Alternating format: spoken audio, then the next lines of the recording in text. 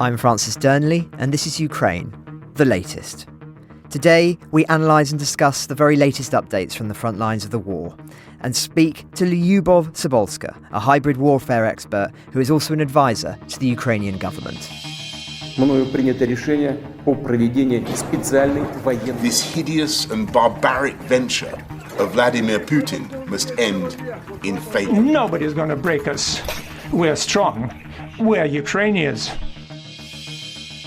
Every weekday afternoon, we sit down with leading journalists from the Telegraph's London newsroom and our teams reporting on the ground to bring you the latest news and analysis on the war in Ukraine.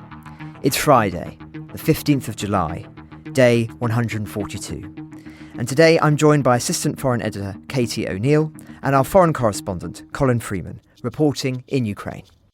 I started by asking Katie about the attacks on Mykolaiv in the past 24 hours. So overnight in the Mykolaiv region, we saw a number of missile strikes landing on what appear to be two university buildings, which is quite an ominous development.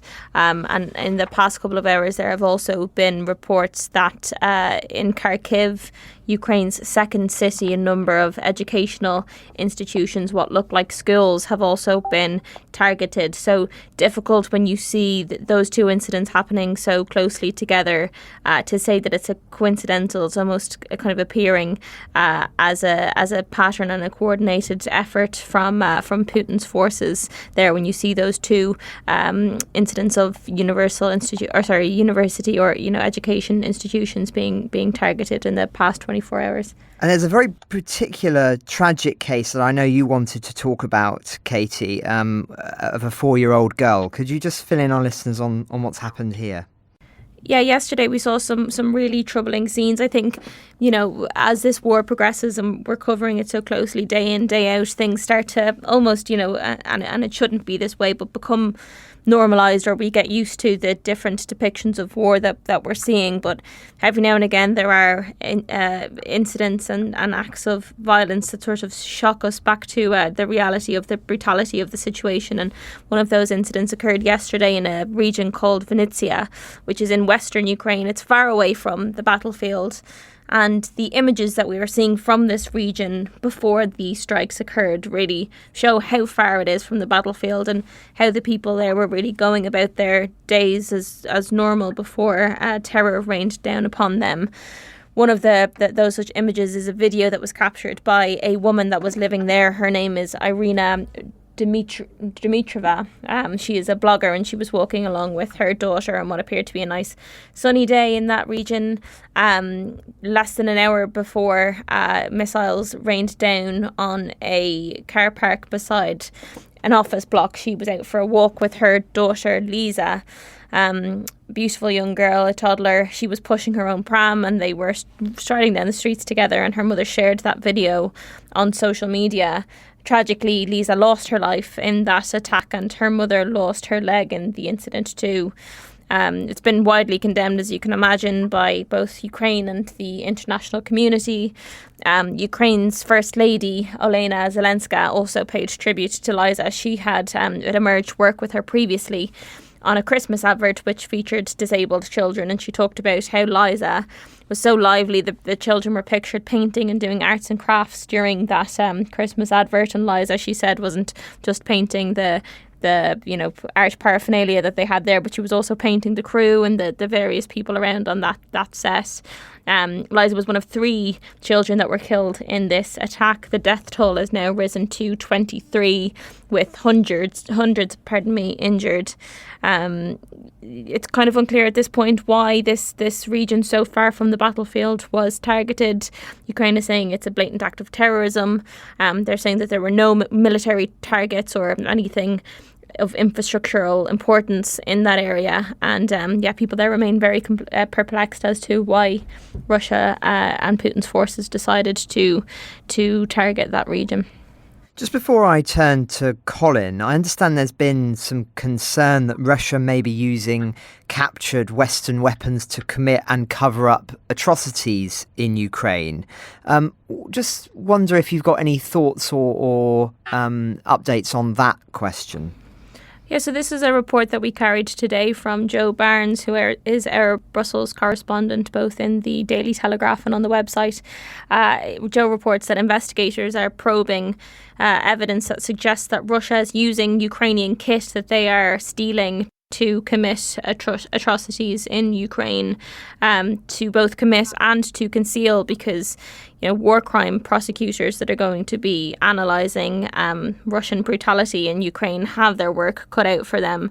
It's very difficult to prove a war crime. There's a whole number of thresholds that need to be met before you can prove or ascertain that something is a war crime, and that task becomes even more complicated if the Russians are using weapons that are registered to be Ukraine or understood to be Ukrainian weapons. It's also a matter of concern for the West. If perhaps might throw up a reluctance in the West if we get a strong sense of the fact that Russians are using Western weapons to commit atrocities against Ukrainians. So that's something that some Western leaders are growing increasingly fearful of. Ukraine is also, in response to this, trying to step up its tracking of Western weapons and of its own weapons to both stop them falling into Russian hands and to be able to track when they do fall into Russian hands, which might make things slightly more easier when it comes to the international courts of justice probing these war crimes.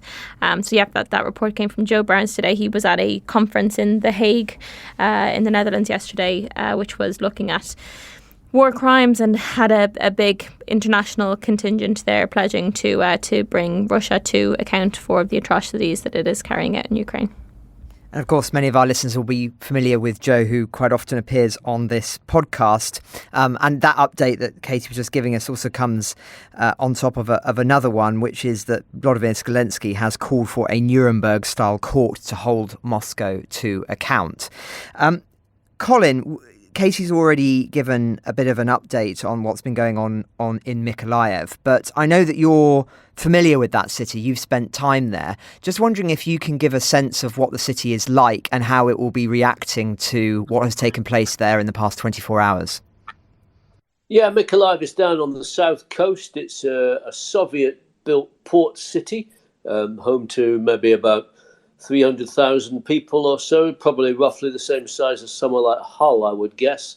I was last there about 10 days, a fortnight ago, and as you'll have seen today, there's been further missile attacks there. I think 10 separate explosions or so, 2 of which have hit university buildings and sent large plumes of smoke up onto the skyline.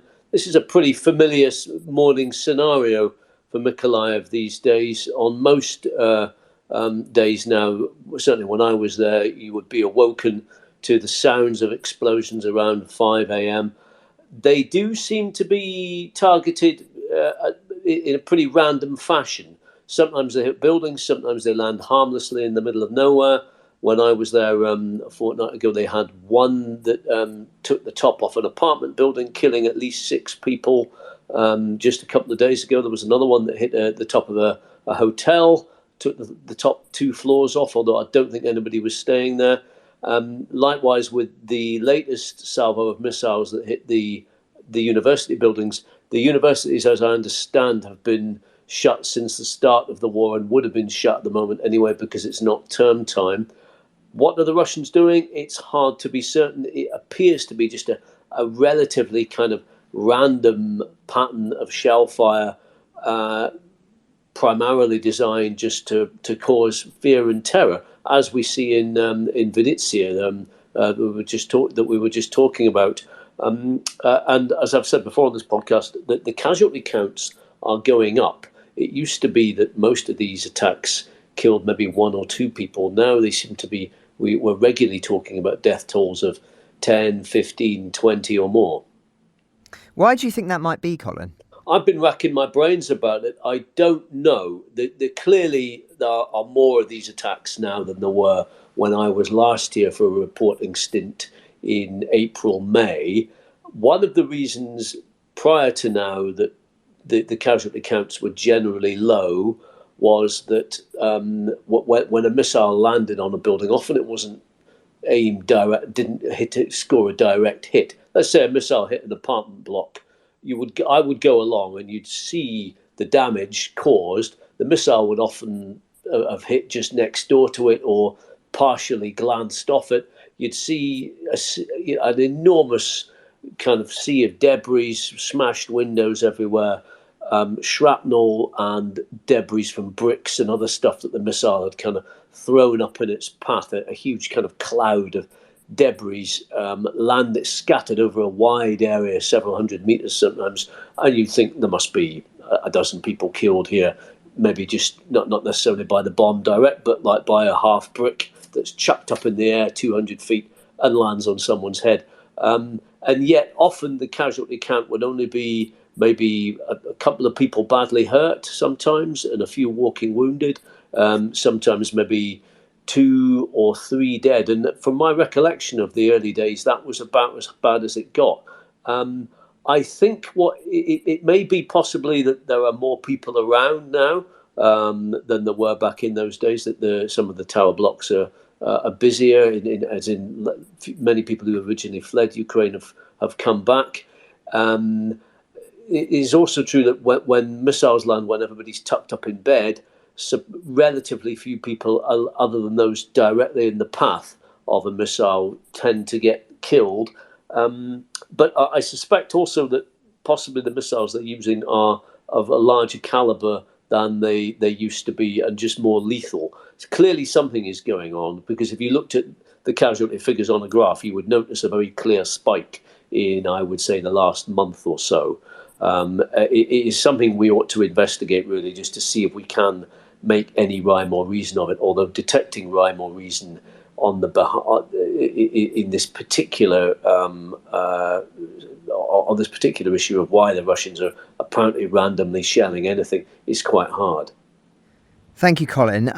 Just another development that's taken place in the last 24 hours is that US citizens have been told to leave Ukraine. Are we seeing a ramping up of tensions here? Why would the US make this decision now? I'm afraid you've caught me on the hop on that one. I only saw the briefest note on that earlier, and I don't think it made any specific comment on why they were being told. It could be that the US Embassy has received some specific notice of an intelligence threat. For example, Russian sabotage groups attempting to abduct US citizens. There are certainly plenty of Americans here. There are Americans who are volunteering in civilian capacity. There are Americans who are here as military volunteers fighting with the International Legion. And there are Americans who've been living here in Ukraine, just as there are Britons who decided never to go to leave in the first place. So there's plenty of them around. Thank you. And there's been another interesting development just relating to the broader military state of Russia. That is that the Russian army would need another 34,000 soldiers to restore full force to Ukraine. I don't know if either of you want to comment on this, but of course it speaks to the ongoing theme of recent weeks of this podcast, which is the attritional nature of this war and whether, as it goes on, that benefits or favours the Ukrainians over the Russians or vice versa. There's an interesting piece of analysis on this in the Financial Times today, just positing that very question with certain experts that we've actually had on this podcast feeding into that as well, and essentially saying that that is the great unknown, and until we see in the coming months whether Russia is able to recoup its losses, we will not be able to reach a conclusion about the direction of travel. Of course, Putin has still not ordered a general assembly of soldiers, a general call out. He is still trying to claim that this is a special operation. And if that doesn't change, then that may well cause him considerable issues for regrouping and re-establishing the losses that he has gained so far. But lots of uncertain questions, as I say, and the other big one, of course, being whether Ukraine is capable of launching counterattacks and seizing back territory that has been taken by the Russians.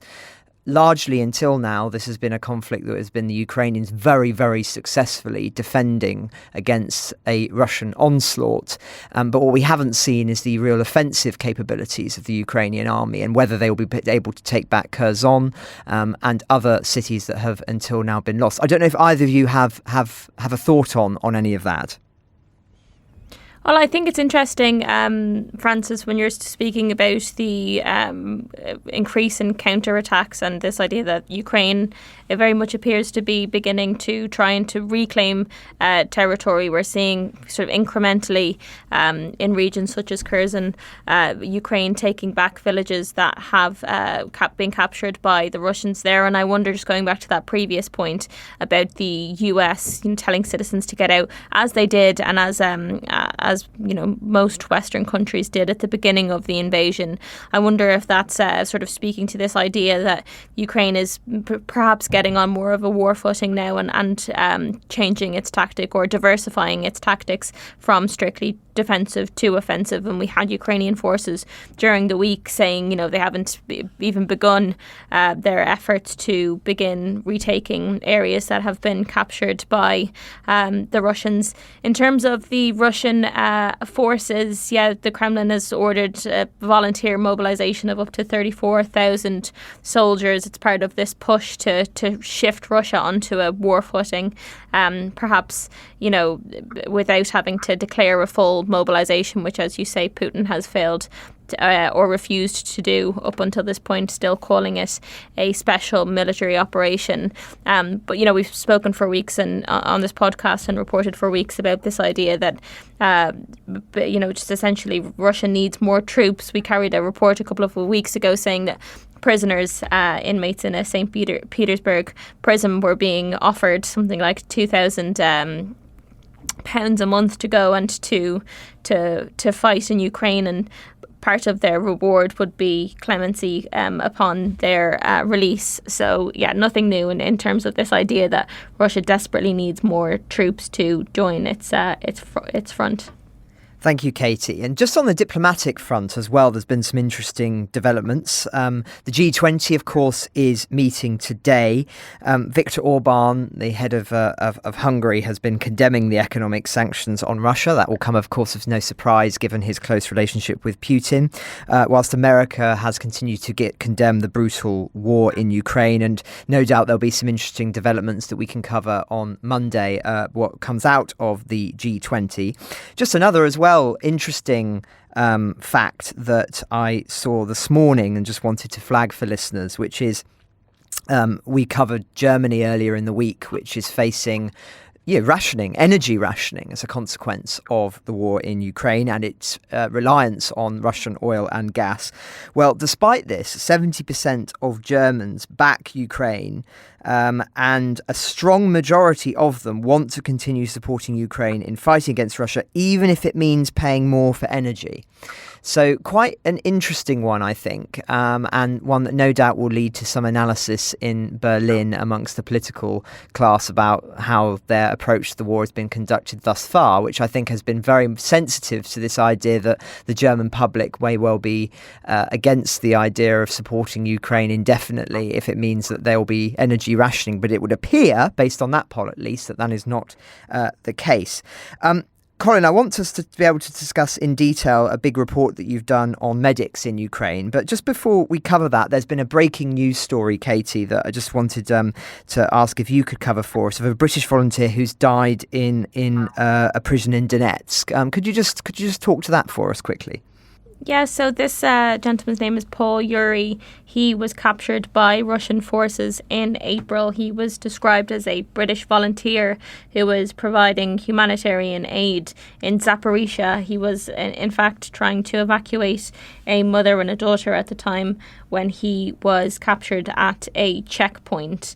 He has been in custody in Russian hands since April, charged with committing mercenary activities along with another British man called Dylan Healy. We knew back in April that he suffered with a number of health conditions, including diabetes. He also had some cardiovascular issues, and the Russian separatists in the Donetsk People's Republic are saying today that he has died. The Foreign Office and Number 10 have not confirmed this yet, although the Number 10 Downing Street are saying that it's an alarming development, the news of Mr. Yuri's death. His mother has commented on it, saying that it's devastating on social media, her name being Linda, and that NGO that he worked with also confirming the report which has emerged in the Russian media today. Thank you very much, Katie. Colin, no doubt you've got some thoughts on this. We understand that both the Red Cross and the British Foreign Office, I think, had requested access to check on Mr. Yuri's welfare, but they had not been able to go and see him in person for whatever reason. I understand that they were not permitted to. And that meant that they had to do that remotely. He was apparently allowed some phone calls home, during which he did not apparently, welfare phone calls as it were, during which he did not apparently express any explicit concerns about his health beyond the usual, but beyond the fact that we know he was diabetic and in need of insulin. Whether he didn't express those concerns because he was in captivity and under duress or not, we're not sure. But we do also understand that there was a general chronic shortage of insulin in Russia, and it may be just speculation at the moment, but it's certainly speculative. It certainly is possible that that contributed to the fact that that contributed to his death, simply not being able to get enough of the medication that he needed. Well, thank you, Colin, and thank you, Katie, who I know has to return to the desk now. So staying with you, Colin, it's been a fascinating reading a report that you did on volunteer medics in Ukraine. Just wanted to sort of start really on, if you could summarise your findings and interviews there and talk about where they work and what they do. Yeah, so we went up to Slovyansk in the Donbas region a few days ago. This is basically the next city in line to get a hammering from the Russians in the aftermath of their capture of Severodonetsk, which is about 50 miles further north. The Russians are now advancing towards Slovyansk. It's getting shelled occasionally. We spent a couple of days there. It's very, very quiet. There are a few people still living there. And also there is a base there for an organization called the Pirogov First Volunteer Mobile Hospital, I think they're called, which is a volunteer group set up by Ukrainian medics, civilian medics, a little bit like Médecins Sans Frontières, I suppose you could say, where you have groups of civilian medics who go out and work in direct support of the Ukrainian military, providing their expertise. These are guys and girls who give up their time to go and serve on the front line, or rather to assist on the front line in terms of doing medical evacuations. Many of them hold down normal jobs in hospitals in Kiev, working as cancer specialists, trauma specialists in particular, and they've been doing this since 2014 when Ukraine first started its hostilities with Russia after the annexation of Crimea and the Mr. Putin sending in his so-called little green men into the Donbas region. So they've been around for a while, but they're currently finding things quite involved in some quite challenging situations up in the Donbas. Thank you. And just how exactly do these medical hospitals work? I mean, are they sort of on call, or is it a situation where they're always present, or is it ad hoc? What's the sort of, just describe for us what the average day is like for one of these volunteers?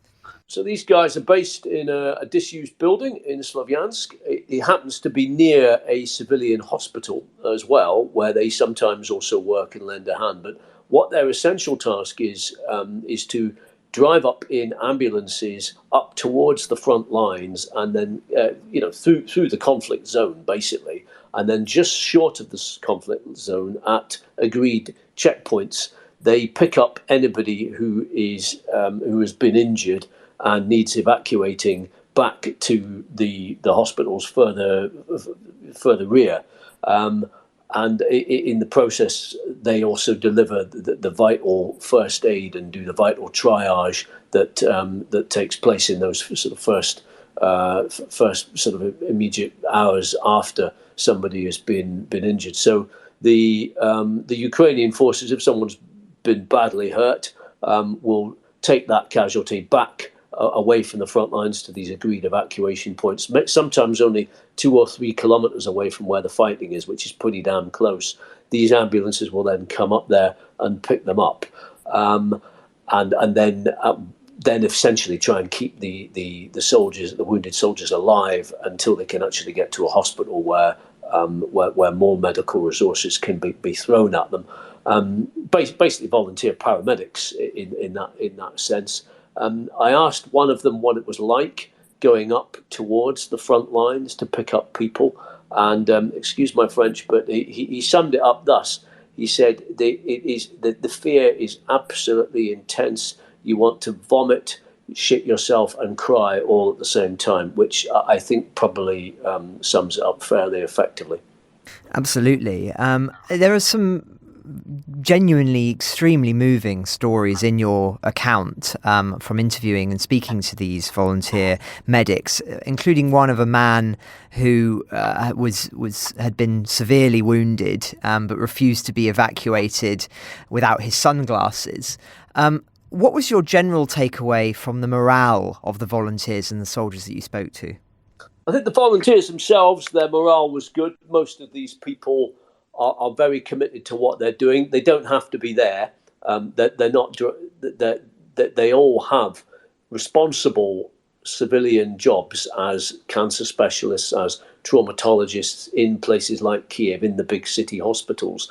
Several of them told me that they actually had to get permission from their bosses to come out and serve in the Donbass. I don't think it was hard to get that permission, but it was that they have other things they could be doing.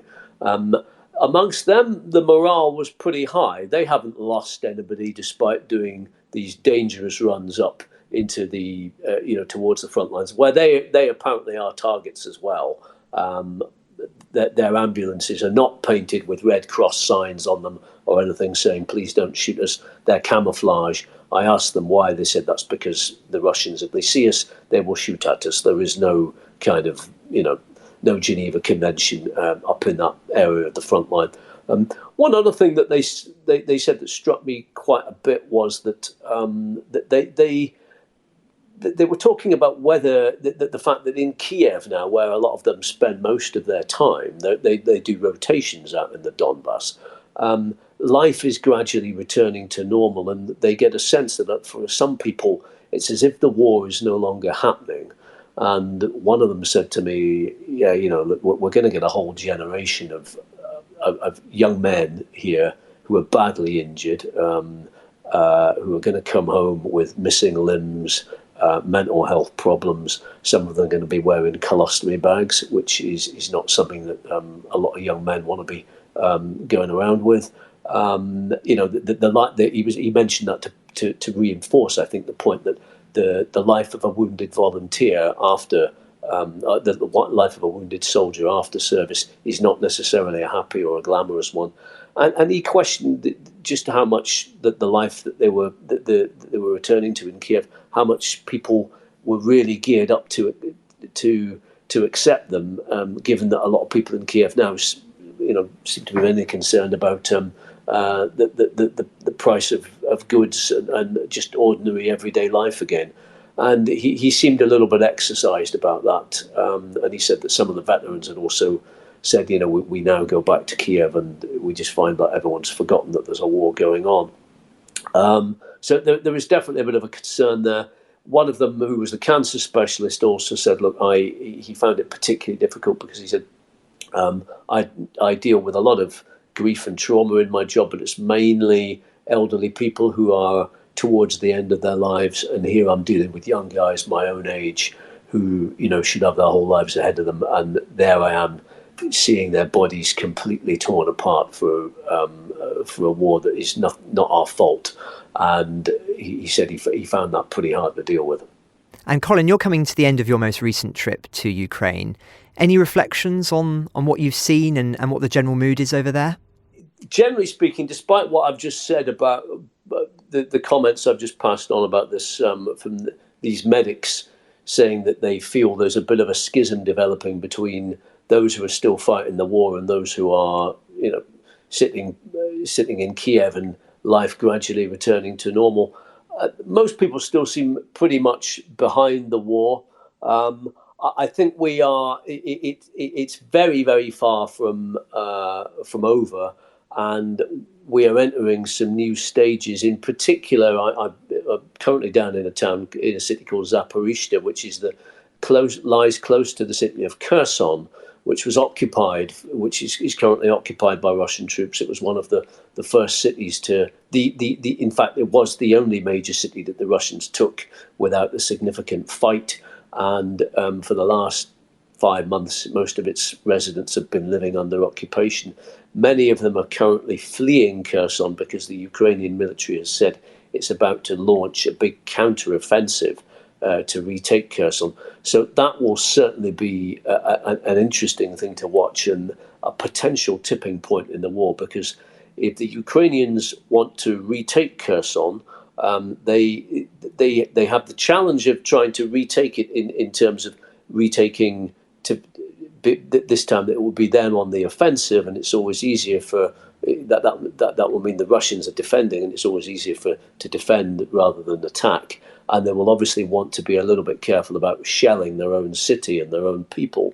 On the other hand, they have the advantage that most of Kherson's population are not happy about the Russians being there, and already there have been attacks on Russian troops there.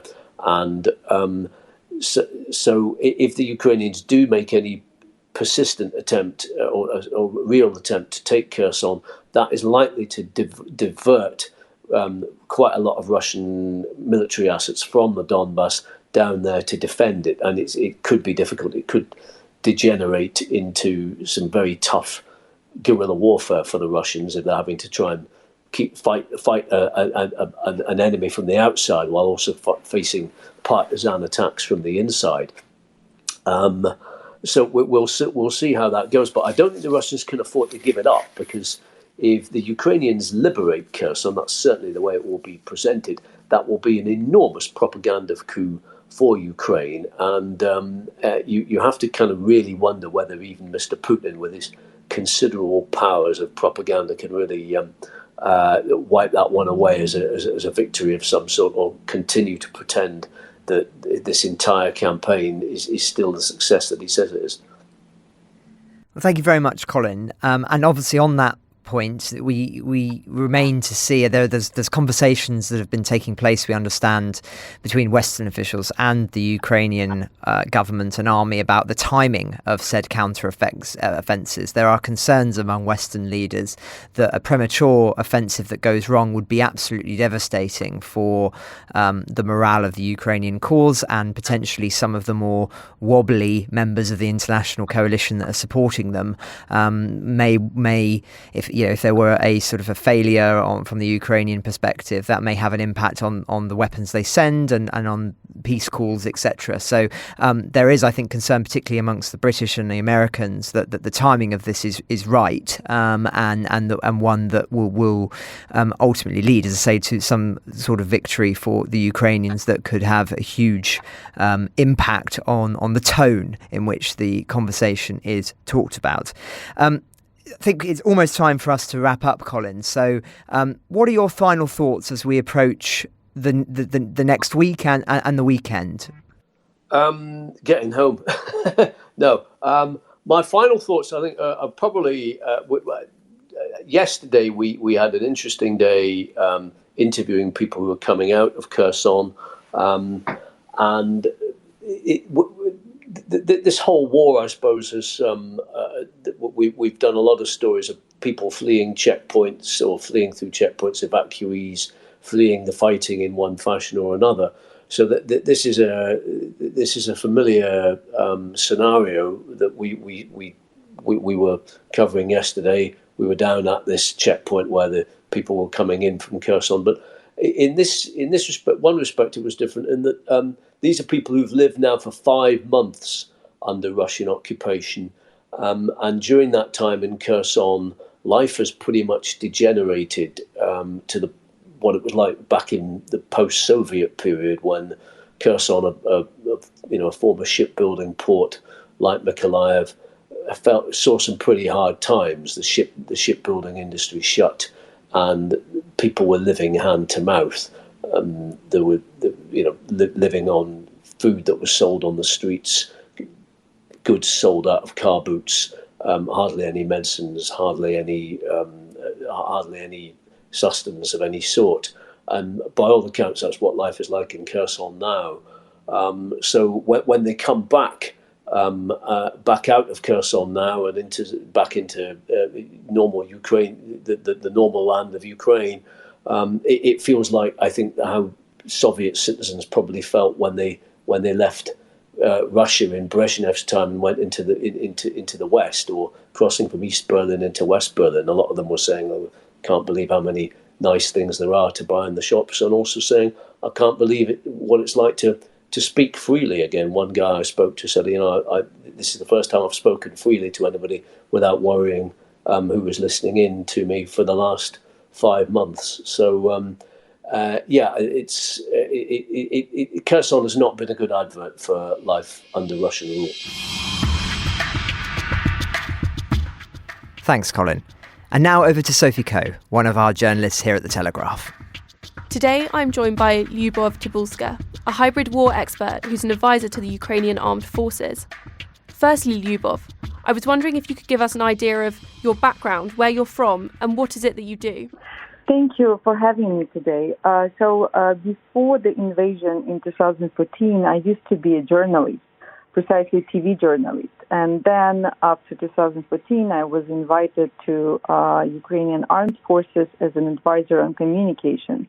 Since then, I've been analyzing Russian hybrid warfare, Russian operations of influence, with the main focus on disinformation. Last year, I launched a government center on strategic communication and information security.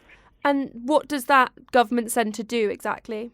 It identifies Russian disinformation and also promote and push Ukrainian narratives. It also detects Russian disinformation players, disinformation actors, both in Ukraine and abroad, and explain the broader audience Russian operations of influence and generally the mechanism of Russian hybrid warfare. Fascinating. We've spoken a lot on this podcast before about exactly how Russian disinformation takes place, where it exists online. How do you think that cyber warfare or disinformation from Russia has changed since you started this work in hybrid warfare and communications? First of all, I would say that when we speak about Russian warfare, it shouldn't be narrowed down only to cyber interventions and disinformation. It also involves economic interferences, diplomatic interferences, gas and oil, like generally trade operations, and many others. So it's a more broader scale. It's not just cyber and disinformation. Regarding the change of tactics, I would say that in 2014, Russia Russia has been trying to polarize Ukrainian society. Russia was trying to push very specific narratives within Ukraine, but also for our international partners. And generally, if we speak about disinformation, I would say that Russia works pretty skillfully with different audiences, and it's Russian domestic audience, it's Ukrainian audience, and broader international audience as well. Definitely. And on a more kind of pertinent note related to the now, in the last 2 days we've spoken about it in recent times, but we've seen horrific attacks in both Mykolaiv and in Vinnytsia. How has disinformation and the warfare, the digital warfare that you've referenced, how does it play into these attacks as the world reacts to these absolutely awful atrocities? I think that there are a few dimensions here. First of all, we all should admit that Russia shifted totally to terrorist tactics. Russia and the Kremlin hasn't managed to take any strategic goal in eastern or southern Ukraine for all these months of full-scale invasion. So now Russia applies terrorist tactics, and it should be recognized as a terrorist state. That's how Russia tries to incline Ukraine, to push Ukraine to so-called peaceful negotiations and accept Russian conditions. In terms of disinformation, here I would say that the most fascinating thing that we observe right now is how Russia promotes this whole war for its domestic audience. It's managed to convince their own people that all these missiles attacks, that all this murdering of civilians, innocent people, are staged. And unfortunately, many people in Russia, they believe in this. Regarding the international audience, I think the main goal is to divide us from our international partners. Now we observe very serious disinformation operation on trying to show that Ukraine is not using weapons we get from our partners properly, that Ukraine sell these weapons, that Ukraine cannot manage this assistance we get, which is not true. And we get it from the interceptions of Russian soldiers and their families and their friends. We listen to them a lot, and we see that they are actually terrified with the way Ukrainians use these weapons. And another very serious disinformation disinformation operations is about trying to basically exploit this tiredness of the West, of the war. The West is distracted. There are many things happening, and Russia is trying to convince our allies that this war is a regional conflict, and Ukraine has to accept peaceful negotiations, and it doesn't very much need more sanctions or more assistance.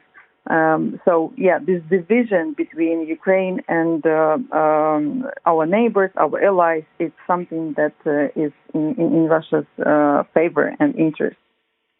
And you mentioned Russian trying to convince people that these awful, horrific attacks that we've spoken about are staged. How are they actually doing that? Is it numerous propaganda channels that you're then trying to combat with your own strategic communications?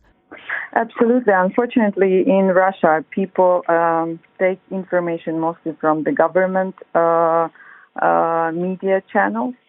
And this whole media machine in Russia is huge, and it consists of total propaganda. And it's very difficult, actually, to break this information space for independent channels.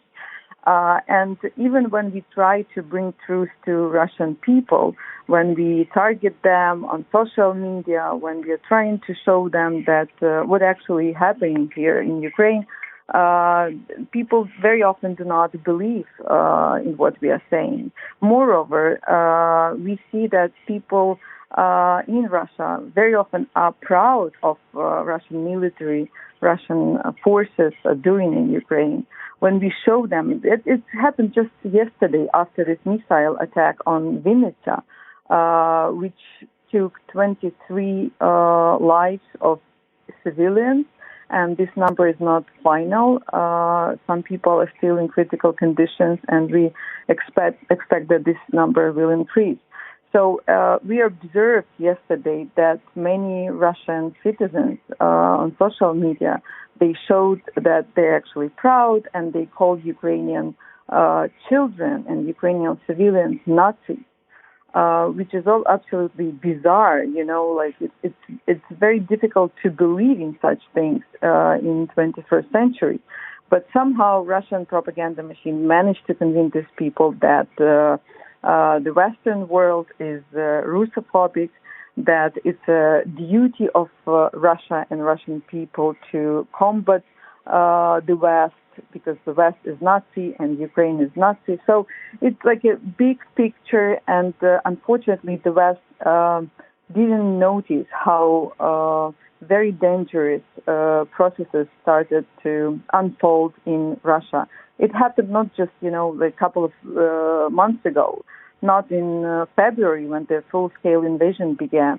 It actually started happening much, much before, in 2014, when Russian propaganda machine launched a lot of very anti-Western, anti-Ukrainian narratives. And now we see the consequences of this work. I guess my next question that leads on from that would be, as a Ukrainian strategic advisor, what tactics can you do to combat that, and how have you found that your messaging and trying to cut through that propaganda, how have you found that that's changed in the 142 days since the invasion? First of all, I think that Ukrainians, if we speak about Ukrainian information space, Ukrainians, of course, see what Russia does. It's a physical threat. It's not just propaganda, right? So we are being killed. We see this absolutely genocidal war Russia conducts against us. So obviously, there is no need to explain to Ukrainians that Russia is a threat. But we also see that Russia's tactics in Ukraine has changed with the years, and especially now. Now the Kremlin is trying to polarize us, to divide us internally. So they basically push simultaneously different narratives. They support different opinions and different sides, and trying to make everything possible so we start fight with each other, because then our attention is diverted. Then we are not focused on Russia and combating Russian forces. And this is very dangerous, because basically they apply the same tactics in the West as well. And let's just recall American elections, when Russia was putting eggs in different baskets, simultaneously supporting both Republicans and Democrats. So this is something that should be learned much more carefully, because it is very subversive, right? Yeah, and what can Western countries, or what do you think Western countries or governments should be doing about that threat so that they're not caught late again? I think that at this stage, it's extremely important to understand that the current regime in Russia is evil. And we all have to get united and to fight this evil. It's not, some political tensions or some political regional conflict. It's a totalitarian regime which is conducting genocidal war against the whole nation. A huge nation, a huge country in the heart of Europe. And the thing is that if Russia finishes with us, it will go further. And it's not a theory. It's not, some propaganda tales. We see, and we've been analyzing what they're saying about other countries as well.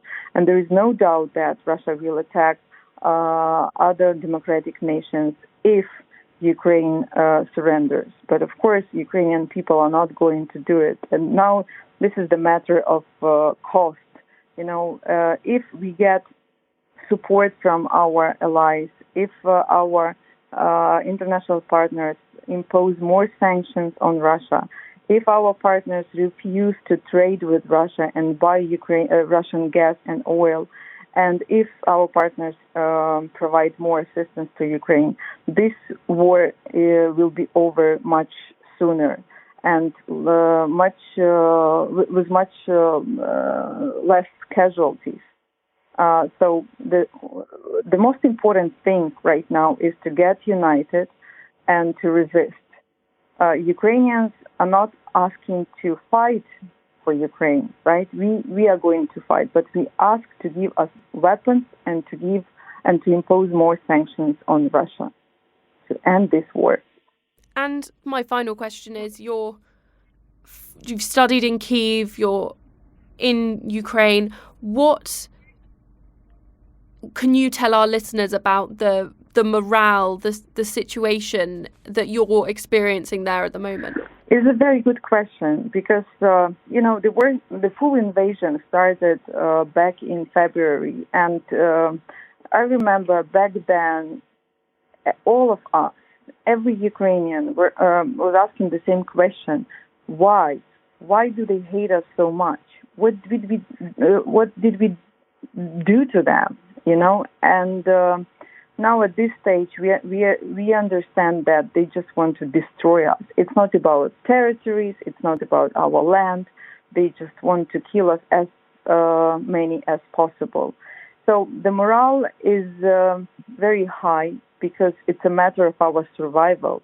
We don't have a way back. We don't have another land or territory to occupy. So we have to fight, and we have to continue to resist. And it doesn't really matter how long it will take. It's just a matter of cost, and and the cost is very high. It's people's lives, and that's why we ask to give us more weapons and put more sanctions on Russia. And just yesterday, after this missile attack, our social media were flooded with comments like, we cannot surrender, we have to continue to fight. And this fury, this pain gives us strength. And I wish our allies could understand that it's not a threat just to Ukraine. It's a threat to a democratic world, and we have to defeat it. That seems an extremely fitting note to end on, unless there's anything that you'd like to say, Liubov, to our listeners that you don't think we've covered today. I mean, we're very happy to obviously have you back on the podcast because I'm sure there's much, much more we could have covered. But is there anything else that you'd like to say before we sign off today? I would say that just do not divert your attention. I understand that it's very tiresome. I understand that a lot of things are happening, and maybe you sometimes think that this war goes on so long and you cannot focus your attention that long. But believe me, every day Ukraine loses people's lives, and it's not, military. It's mostly civilians. It's mostly children, totally innocent people, because Russia doesn't follow any rule of law of war. As back in Second World War, at some point, your prime minister understood that that evil should have been defeated, right? And it's not a task for one country. It's a task for the civilized democratic world. And here we have the same situation. And if the evil is not punished, then it only encourages him or her to go on, to go offensive again and again. And Russia has to be admitted as the terrorist state, because if we do not do it, then there will be much more losses, much more killed innocent people, and much more tears and pain.